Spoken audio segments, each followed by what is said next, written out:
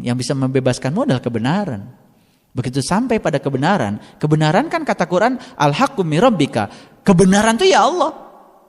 Jadi yang bisa membebaskan adalah Allah. Hanya Allah yang bisa. Ya sudah, kita bergantung saja ya sama yang bisa membebaskan kita, yang ada di dalam diri kita. Kita teruskan. Ya.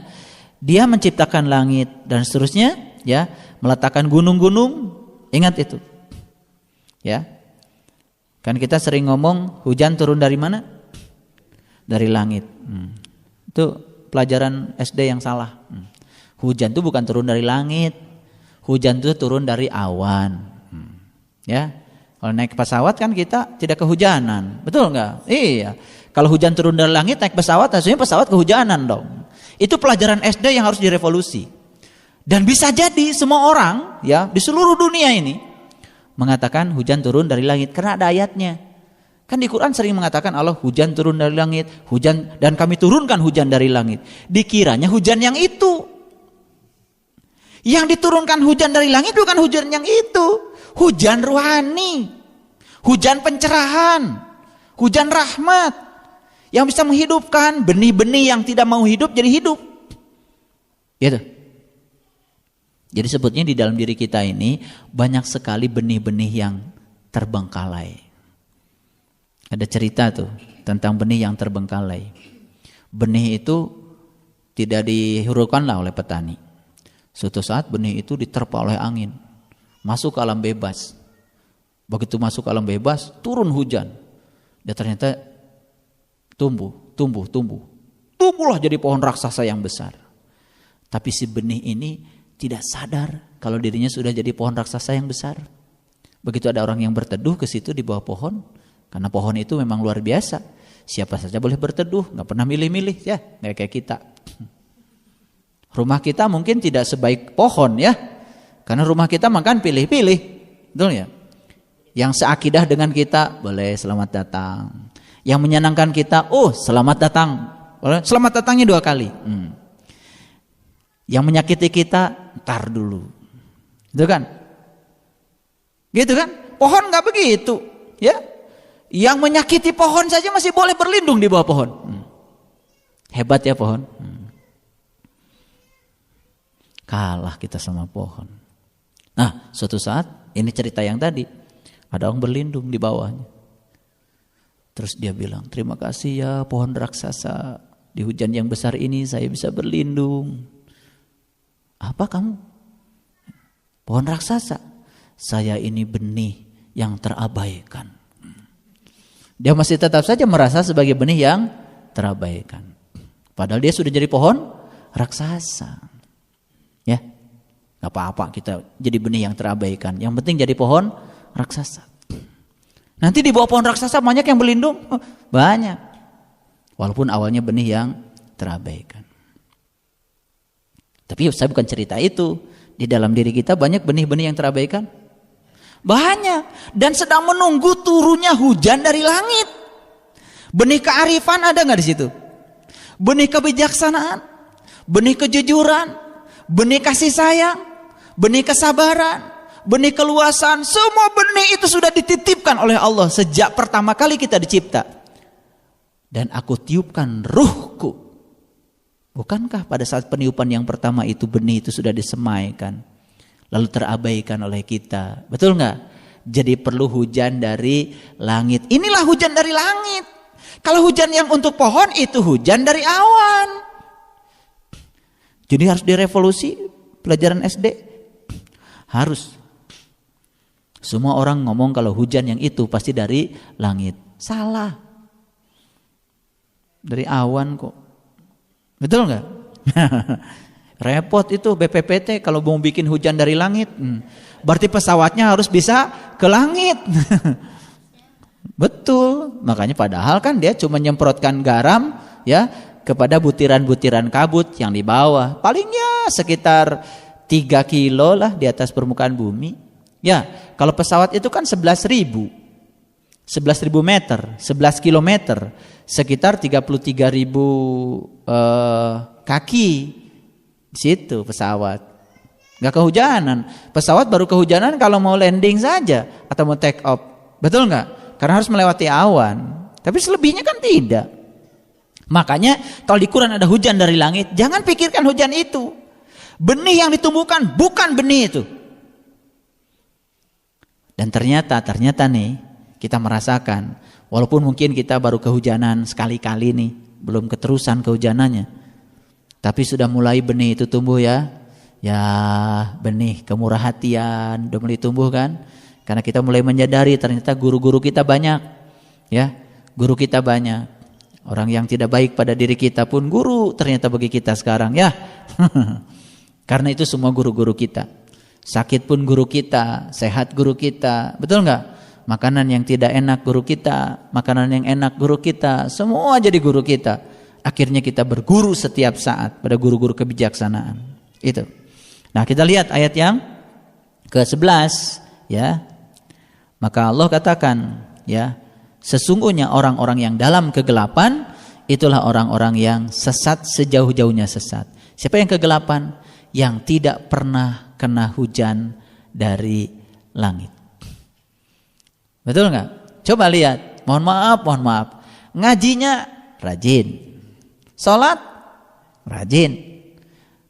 Puasa rajin. Umroh rajin. Haji tiap tahun.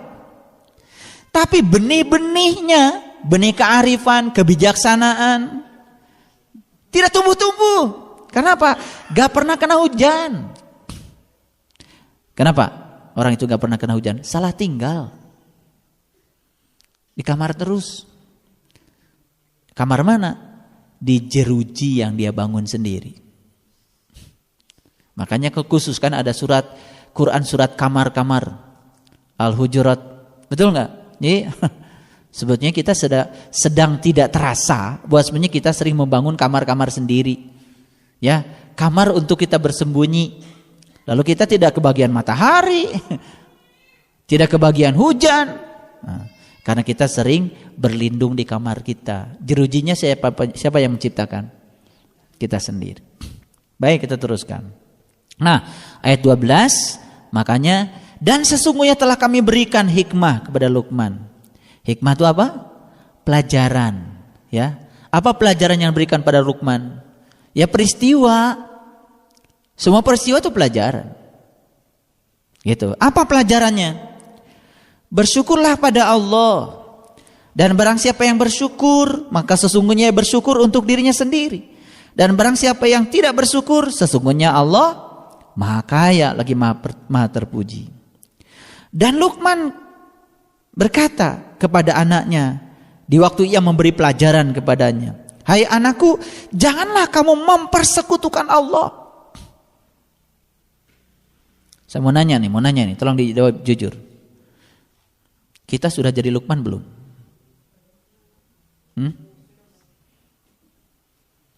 Nih bapak-bapak Luqman bukan? Kenapa belum? Ya, saya mau nanya. Apakah seorang ayah kandung bisa memberikan pelajaran tentang la tusyrik billah? Kamu jangan mempersekutukan jangan mempersekutukan Allah. Bisa nggak beri pelajaran? Gak bisa. Ayah kandung sama anaknya belum tentu bisa memberikan pelajaran itu. Guru di sekolah pun pada muridnya belum tentu bisa. La tusyrik billah artinya apa? Jangan mempersekutukan Allah. Gimana pelajaran untuk tidak mempersekutukan Allah yang paling jitu? Orang itu mempersekutukan Allah kan gara-gara dia tidak tahu Allah. Betul nggak? Supaya sembuh dan dia tidak mempersekutukan Allah, satu-satunya obat adalah dia harus tahu Allah. Berarti orang yang mengatakan la tusyrik billah adalah orang yang sudah tahu pada Allah.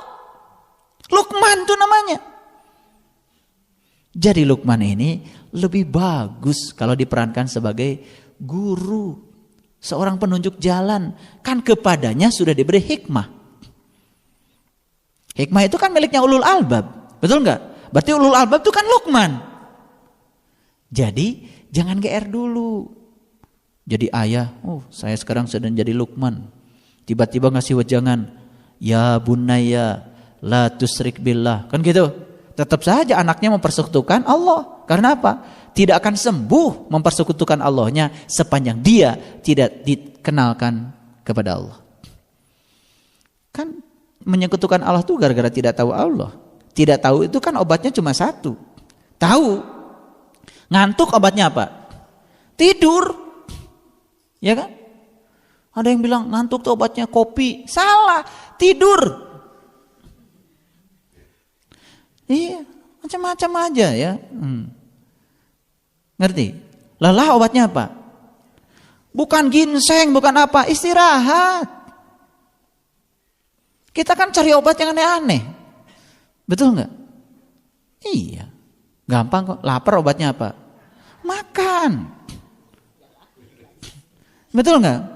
Iya, jangan cari obat yang aneh-aneh. Iya. Tidak tahu obatnya apa? Tahu, itu saja. Kita tidak tahu tapi udah aja nyari yang lain-lain. Tidak tahu apa sih sebetulnya Pak? Tidak tahu Allah? Ya tahu Allah obatnya. Gimana caranya? Ya cari orang yang bisa menunjukkan Bapak pada Allah. Langsung sembuh.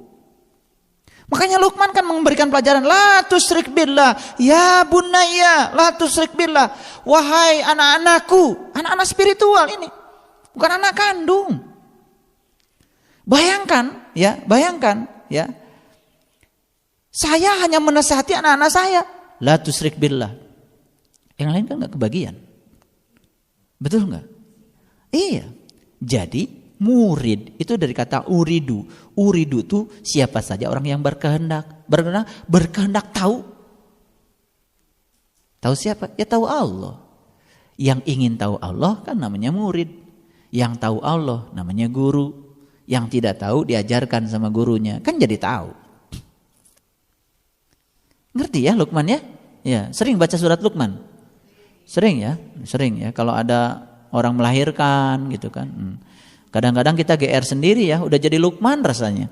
Ya, karena anak saya udah pintar ngaji. Udah jadi Luqman rasanya. Hati-hati, la tusyrik billah tidak mungkin diajarkan oleh orang sembarangan. Betul nggak? Iya. Bagaimana bapaknya bisa mengajarkan la tusyrik billah? Bapaknya aja masih mempersekutukan Allah kok. Sholatnya aja belum bisa mengingat pada Allah. Betul nggak? Iya. Tapi kan kalau tidak dijelaskan begini kita udah GR aja jadi Luqman. Betul nggak?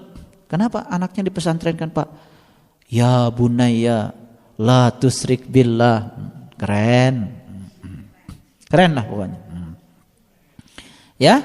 Nah, teruskan ya. Ayat ke-14 berbicara tentang bagaimana hormat pada orang tua. Itu syarat kedua, ya. Jadi pelajaran pertama yang diberikan Luqman, ya, itu adalah itu, la tusyrik billah. Pelajaran yang kedua adalah berbuat baik pada kedua orang tua. Karena mereka telah menjadi lantaran kita kembali mendapatkan tubuh yang sempurna ini. Lalu dengan tubuh yang sempurna ini kita bisa menapaki kehidupan spiritual kita. Tanpa tubuh yang sempurna ini kita tidak mungkin bisa mengantarkan sang jiwa menuju Allah. Jadi kalau gitu kita lahir atas nama apa? Cinta. Betul nggak? Ya cinta lagi. Kalau tidak ada cinta kan tidak ada tarik menarik. Betul nggak? Iya. Jadi tarik menarik ini adanya karena cinta. Betul nggak? Iya. Dari hukum tarik menarik itu ya timbullah kita. Jadi kalau kita dilahirkan karena cinta, berarti kita ini sebetulnya adalah buah cinta. Betul nggak? Buah cinta harusnya apa? Cinta. Buah cinta harusnya cinta. Ya kan, buah mangga kan? Nanti kalau ditanam lagi, ya pohon mangga menghasilkan buah mangga. Ditanam lagi, buah mangga lagi, kan gitu. Tanam lagi, buah mangga lagi, kan gitu. Pohon rambutan, buahnya rambutan. Ditanam lagi rambutan. Nah, pohon kita kan pohon cinta. Berarti buahnya cinta. Harusnya kalau ditanam, ya tumbuh cinta lagi. Nah, kenapa nih aneh? Ada okulasi di mana? Ada penyimpangan di mana? Kok pohon cinta menghasilkan kemarahan, kebencian? Betul nggak? Iya, tidak membuahkan cinta. Kan ada yang salah. Salah ngaji kayaknya. Baik, kita teruskan ya. Nah, di ayat yang ke-15, dan jika keduanya memaksamu untuk mempersekutukan. Ini soal paksa memaksa. Kalau memaksa biasanya pakai kata apa? Pakai harus.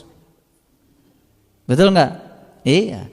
Nah, yang menyebabkan pelajaran agama menjadi memuakan itu sebenarnya karena harus. Wajib, harus, wajib, harus.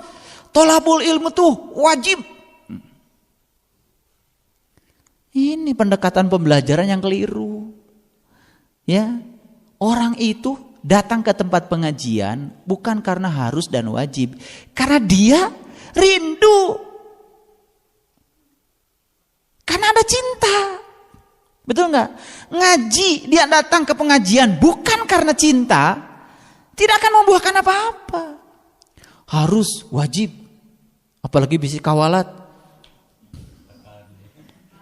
Kan la ikraha fiddin, tidak ada paksaan dalam agama. Paksaan itu kata yang sering dipakai dalam bahasa kan harus.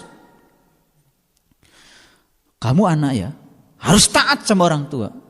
Gak berlaku lagi sekarang. Orang tuanya wesing balik. Betul gak? Kan anaknya pasti nyontoh. Tidak usah mengatakan harus.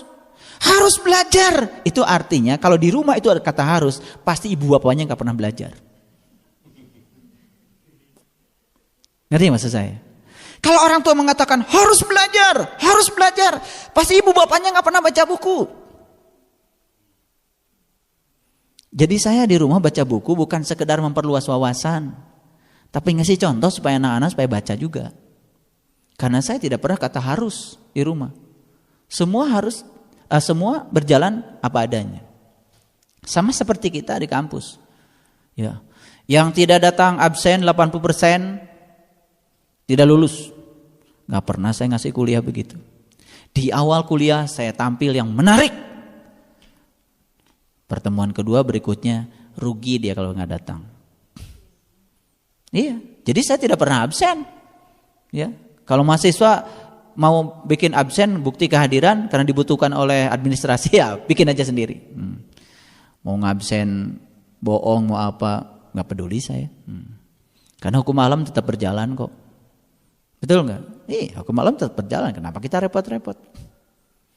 Jadi harus ini, harus itu. Betul nggak? Ya, harus taat. Jadi sekali lagi, setiap kita mengatakan kata harus, berarti kita belum melakukannya.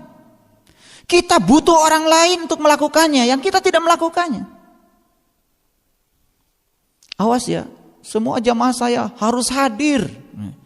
Tanggal 25 Desember. Pernah nggak ada pengumuman begitu? Ya mau nggak hadir semua juga nggak apa-apa. Saya datang ke sini tidak atas nama ibu bapak, tapi atas nama cinta. Dan ibu bapak juga datang ke sini bukan atas nama Saiful, tapi atas nama cinta. Jadi sekarang ada pelajaran baru bagi kita. Mari kita hapus kata harus, diganti dengan tindakan nyata, sehingga orang lain tidak perlu harus ini harus itu, tapi dengan sendirinya menciptakan kondisi yang membuat dia melakukan itu secara sadar. Gitu. Itulah ikrah fiddin. Wahai orang yang beriman, ya diwajibkan kamu. Itu nih pidatonya Musa ini dulu. Pidatonya Nabi Musa. Ya umatku, wajib kamu iman kepada Allah. Umatnya Musa langsung bilang, wa idh qultum ya Musa la nu'mina laka hatta narawha jahratan. Aku enggak mau iman pada Tuhanmu Musa kalau kamu boleh lihat sementara saya tidak boleh lihat. Oh, itu hebat kan di Quran surat Al-Baqarah. Tapi enggak ada yang ngerti baca ayat ini. Enggak ada yang ngerti. Sampai sekarang harus taat, harus sholat. Ya orang di harusnya sholat tetap aja nggak ingat sama Allah. Kenalin dulu dong dia sama Allah. Ya kan? Bikin rindu dia sama Allah. Tanpa mengatakan harus, pasti sholat. Ada kerinduan. Yang sudah dapat ilmu dari saya harus melakukannya. Nah, berarti itu belum disampaikan. Nah, ini kan repot, disuruh jalan sendiri-sendiri. Akibatnya ya sudah dia jalan dalam kegelapan. Harus antarkan dulu satu-satu ke sana sampai merasakan. Setelah merasakan, merasakan. Ya, tadi malam saya mengantarkan. Begitu saya antarkan, subhanallah, saya baru lihat hari ini Bapak. Ternyata indah sekali ya. Rindu gak? Aduh, rindu sekali. Tidak bisa melepaskan ingatan saya. Dengan sendirinya kan. Itulah la ikraha fiddin yang belum diterjemahkan sampai sekarang. Jadi agama itu harus begini, harus begitu. Kalau tidak begitu neraka. Itu saja pelajaran dari zaman Fir'aun sampai sekarang. Tidak ada yang berubah. Padahal metode pembelajaran sudah sedemikian canggih. Kemana nih kita ini? Dunia pendidikan kita tuh kemana? Ahli pendidikan banyak. Tetapi tetap saja tidak inquiry. Tidak membangun keterampilan hidup. Karena agama lebih banyak, sudah hafalkan juz amma. Harus hafal. Betul enggak? Hafalkan Asmaul Husna. Harus hafal. Aneh jadinya. Jadi kita itu kayaknya harus bersama-sama menghilangkan kata harus di kamus.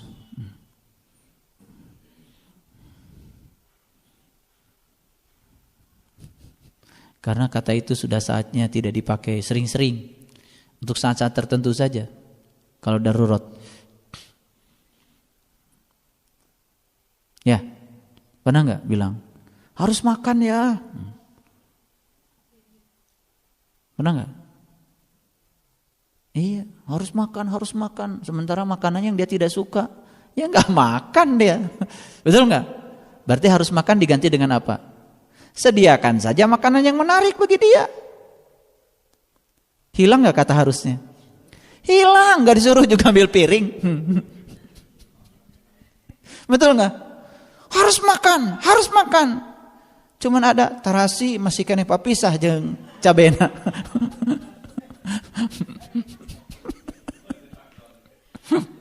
Iya, harus makan ya. Tarasi masih papisah jeung cabe jeung gula. Gimana? Belum jadi sambal, betul nggak? Begitu sudah jadi sambal enak, kasih judul. Sambal siapa? Sambalnya Pak Saipul misalkan. Kalau di rumah sambal saya paling laku, anak-anak suka. Kasih judul dulu, sambal ayah, walaupun yang bikin siapa aja.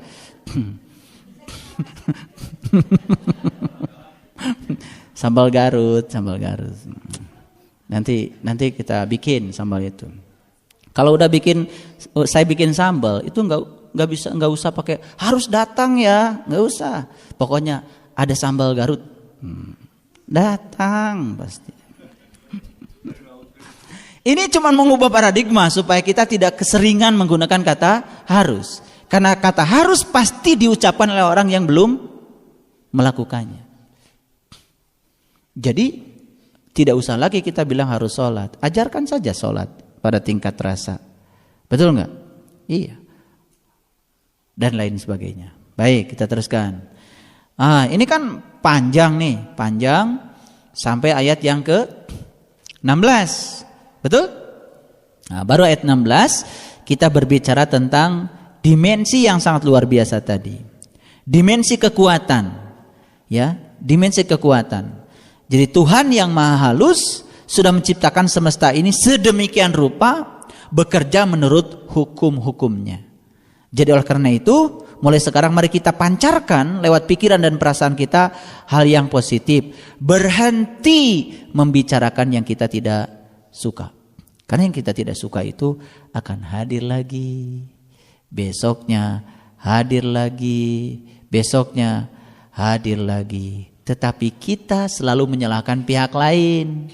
Betul nggak? Ketika peristiwa itu hadir yang kita salahkan pertama siapa? Orang lain. Inilah kegagalan kita untuk bisa memanage diri kita. Padahal sebetulnya kita sendiri yang telah menjadi magnet untuk menarik itu. Paham? Oke. Kita lihat ayat yang ke-17.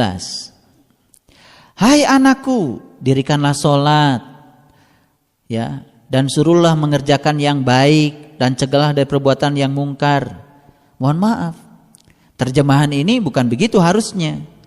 Ya bunayya aqimis shalah. Wahai anakku, dirikanlah sholat. Siapa yang sedang mengajarkan ini? Bapak atau guru? Guru sedang mengajar pada muridnya. Karena tidak mungkin kan seseorang mendirikan sholat kalau tidak dikenalkan dulu kepada siapa yang harus dia sembah. Betul nggak?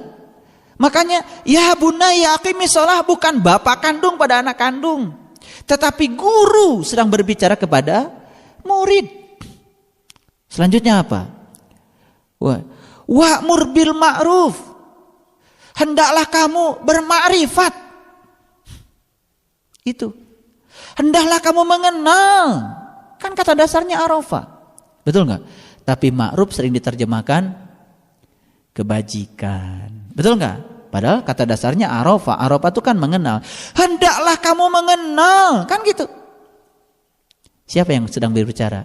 Ayah kandung pada anaknya? Bukan. Guru pada muridnya. Wa'mur bil ma'ruf. Kemudian apa lagi? Wa anha anil munkar. Dan mencegah seseorang yang sudah mengenal untuk tidak memungkirinya. Jadi ini kan sebetulnya perintah untuk mengadakan Paskah. Paskah sebetulnya. Seseorang diantarkan ke sana, dikenalkan. Pada tingkat permulaan dia sudah kenal, pada tingkat permulaan. Untuk mengenal lebih jauh, dia kan harus dibina. Ini perintahnya. Wa'mur bil ma'ruf wa anha 'anil munkar. Jadi orang-orang yang sudah dikenalkan itu cegah mereka supaya mereka jangan kembali ke belakang. Maka ada pengajian seperti ini dalam rangka mencegah. Sebisa mungkin yang masih bolong telinganya, kan gitu. Yang bisa dicegah tuh yang masih bolong telinganya. Di Quran surat Luqman kan dibahas, yang sudah ada sumbatan di telinganya udah nggak bolong lagi, ya susah, mau dicegah gimana? Tuh, oke, teruskan, ya. Dan bersabarlah terhadap apa yang menimpa kamu. Ini kan artinya setelah kita ya mencipta tadi dengan pikiran dan perasaan kita, kemudian kita belum juga mendapatkan, karena perlu latihan dulu kan pada fase awal, betul nggak? Bersabar dulu, ya bersabar dulu, karena untuk sampai ya bisa mulus ya seperti yang tadi dibicarakan itu, ya perlu latihan.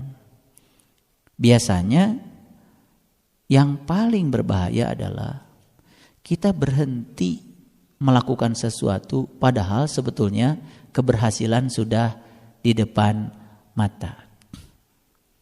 Betul nggak? Kita sering berhenti melakukan sesuatu karena putus asa. Padahal sebetulnya kalau masih melakukan satu langkah lagi, di situ sudah ada yang menunggu, yang bernama keberhasilan. Karena keberhasilan itu kan baru diraih kalau jatah gagalnya habis.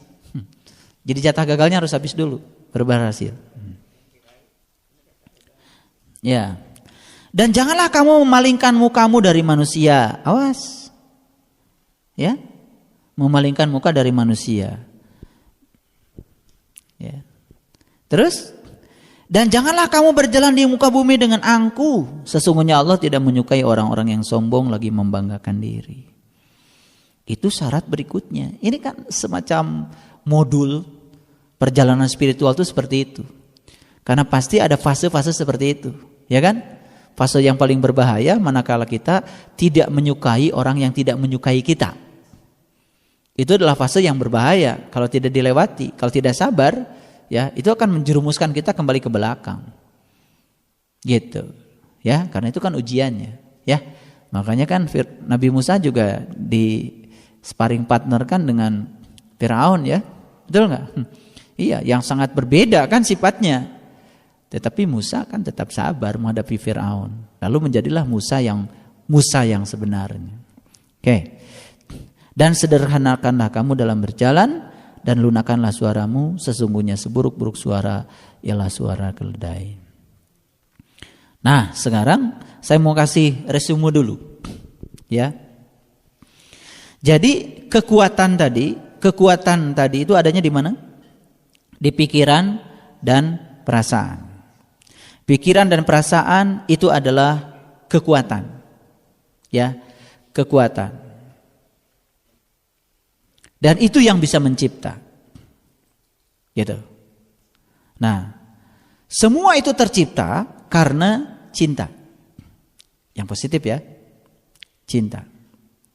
Dan cinta ternyata berjalan menurut hukumnya yang disebut dengan hukum tarik menarik.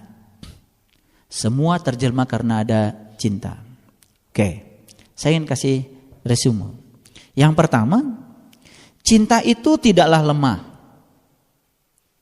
Cinta juga tidak cengeng. Cinta juga tidak lembek.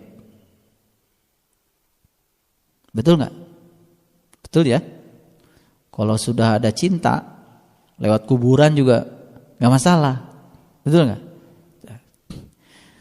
Cinta itu kekuatan positif dalam hidup.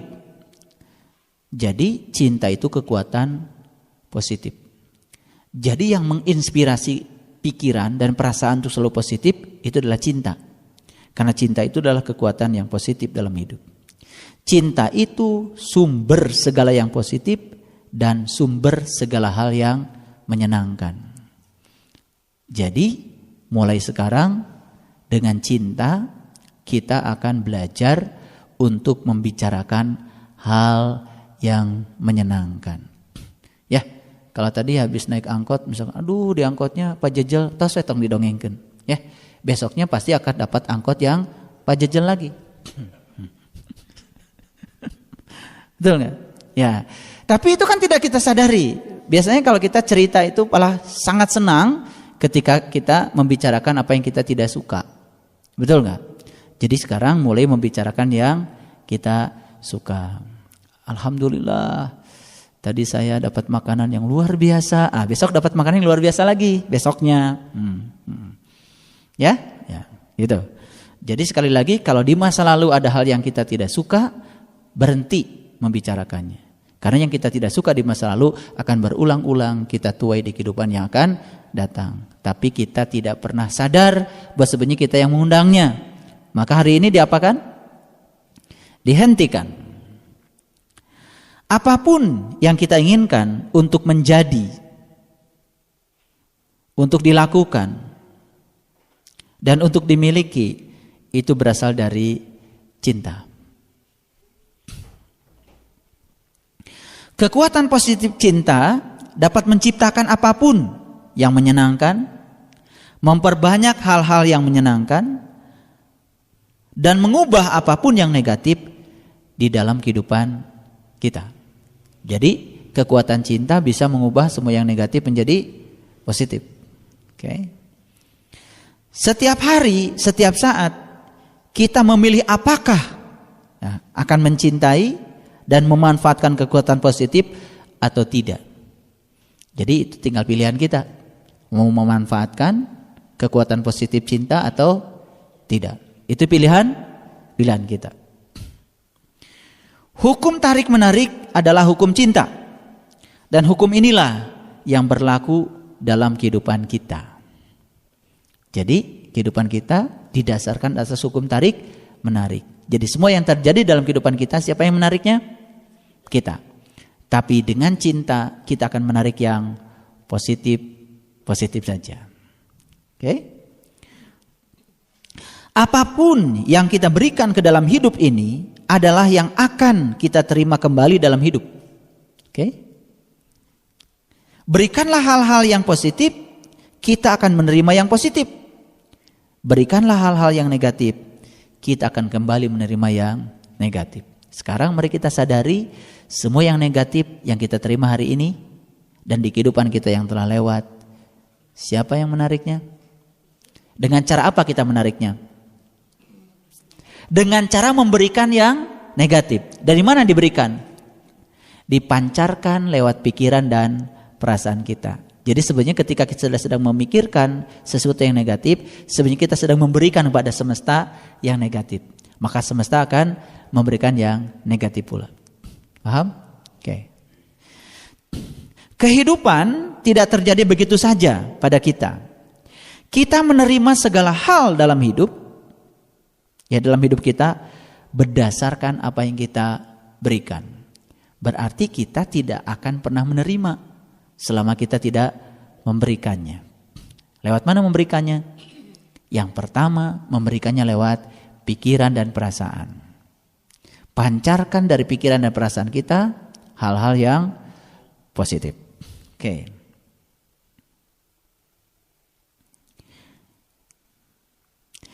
Entah pikiran dan perasaan kita baik atau buruk, semuanya berbalik seotomatis dan setepat gema.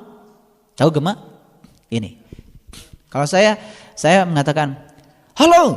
Nah, sebetulnya suara saya itu barusan ke sana, dan kemudian berbalik ke sini. Ya, kalau suara itu bolak-balik saja di sekitar itu namanya gema. Nah, seotomatis itu. Begitu kita berpikir negatif, seotomatis itu yang negatif akan datang. Begitu kita berpikir positif, seotomatis itu yang positif akan datang. Seperti gema. Oke, maka cinta itu sering diibaratkan seperti gelombang dan arus laut yang selalu membawa energi. Gitu. Baik. Yang berikutnya, orang-orang yang hidupnya menyenangkan lebih banyak memikirkan dan membicarakan tentang apa-apa yang mereka sukai. Jadi kok orang lain itu hidupnya ya menyenangkan. Kenapa ya dia senang? Ternyata kuncinya karena dia lebih banyak memikirkan dan membicarakan tentang yang mereka suka. Ketimbang memikirkan dan membicarakan hal-hal yang tidak mereka suka. Ini sekarang teliti nanti dalam kehidupan kita. Ini orang ini kok hidupnya kelihatannya senang gitu ya. Baik-baik saja gitu. Saya yakin kalau kita dekati dia, karena satu rahasia yang ada pada dia, dia suka memikirkan dan membicarakan hal-hal yang baik-baik saja. Mohon maaf tanpa merendahkan. Di satu sisi ada orang yang kehidupannya, ya, istilahnya untuk makan saja harus kerja keras, susah selalu gitu ya. Dekati dia. Saya yakin dia sering memikirkan dan membicarakan hal-hal yang dia tidak suka. Dan semua yang tidak suka kemudian hadir diundang sama dia. Ini hukum alam. Mau percaya sama saya atau tidak, hukum ini terus berjalan.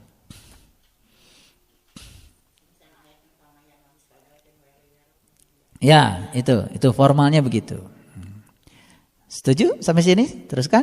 Nah, bicarakan kabar baik hari ini. Bicarakan apa yang kita suka. Dan datangkan apa-apa yang kita suka bagi diri kita. Jadi, semua berita buruk yang dialami di jalan tidak usah dibawa lagi.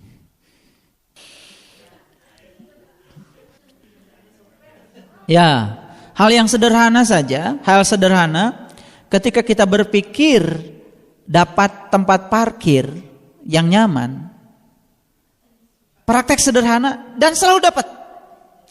Sekalipun di tempat yang menurut pikiran kita nih tidak mungkin kita mendapatkan. Tapi kan semesta ini merespon semua pikiran kita. Karena kita dengan pikiran semesta itu sebetulnya ada resonansi. Pikiran kita dengan pikiran semesta ada resonansi. Karena pusat semesta di dalam diri kita. Bagaimana tidak? Gitu. Ya. Gitu. Jadi kalau ini bukan GR ya. Kalau sebentar lagi kita makan enak, itu yakin dari pikiran kita semua yang berpikir makan yang enak. Iya. Ya kalau pikirannya enak apapun enak gitu. Terus kita memiliki kemampuan yang tak terbatas untuk memikirkan dan membicarakan apa yang kita suka. Betul nggak? Kita punya kemampuan yang tak terbatas untuk memikirkan dan membicarakan yang kita suka. Sebaliknya kita juga memiliki kemampuan yang tak terbatas untuk memikirkan dan membicarakan yang kita tidak suka. Makanya selalu tanpa batas yang kita tidak suka hadir terus dalam kehidupan kita. Gitu. Dan oleh karena itu kita memiliki kemampuan yang tak terbatas untuk menghadirkan segala sesuatu yang menyenangkan. Jadi sebetulnya kita selama ini salah berpikir tentang diri kita. Karena kita sering menganggap diri ini tidak punya kemampuan untuk menghadirkan hal yang kita suka dan menyenangkan. Sadari sekarang bahwa sesungguhnya kita memiliki kemampuan yang tak terbatas untuk menghadirkan. Dari mana menghadirkan itu? Dari memikirkan dan membicarakan yang kita suka. Karena kita diberi kemampuan untuk memikirkan, membicarakan yang kita suka tak terbatas. Berarti kita pun bisa menghadirkan yang kita suka. Dengan cara memikirkan dan selalu membicarakan tak terbatas. Pasti akan dihadirkan. Ya. Luar biasa? Jadi sekali lagi ya, kita memiliki kemampuan tak terbatas untuk memikirkan dan membicarakan apa-apa yang kita suka. Dan karena itu kita memiliki kemampuan tak terbatas untuk menghadirkan semua yang menyenangkan dalam hidup kepada diri kita. Yang terakhir, berikan cinta. Karena ketika kita mencintai, kita menggunakan kekuatan yang paling dahsyat di semesta ini. Jadi kalau kita memberikan cinta, kita akan mendapatkan cinta. Kekuatan yang paling dahsyat di semesta ini adalah cinta. Karena cinta salah satu kekuatannya adalah hukum tarik menarik. Dan itu ada di dalamnya. Itulah Luqman ayat yang ke-16 dan tambahannya sampai ayat yang ke-19. Hari ini telah menginspirasi kita yang sangat luar biasa.